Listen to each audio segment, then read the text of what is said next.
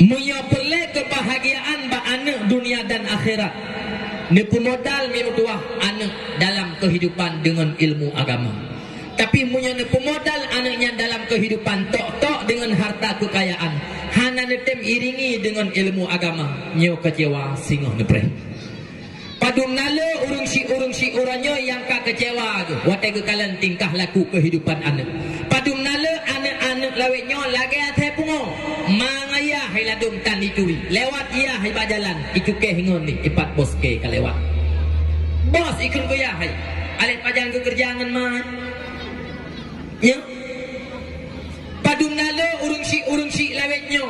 Ladum lewat anak bebak jalan. Ladum hang gejik pegahnya anak ganyan bagok pakon. Male ku sabab hana saban lagi ganyan. Ladum mi maah cakap.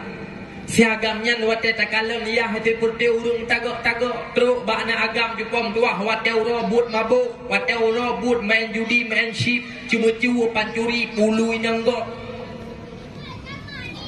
Han male tu fitu apa yang tadi pek muka tu.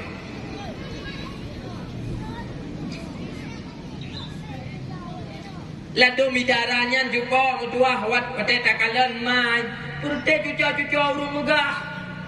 Truk bana darah wate support wate wow rumah mi mutuah perut ipuakan rung perut.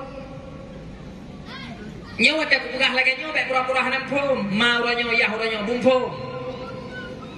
Tabak wate kupegah lagi nyen urusi uranyo hana marasa kupakan karena lagampong hana lelahe bajiang kan lagi jamun cupau.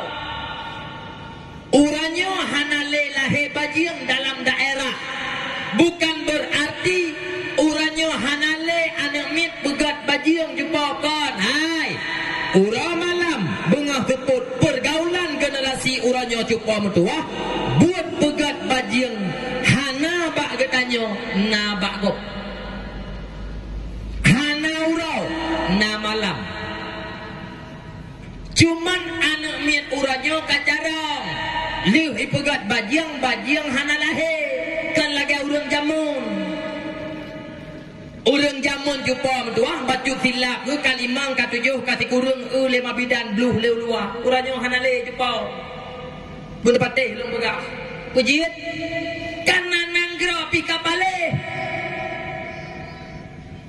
urang jamun ataka salah putro bak bohaneng patun payah ya kala hai tro bawah pelinco ike urang jamun begah maka jumpa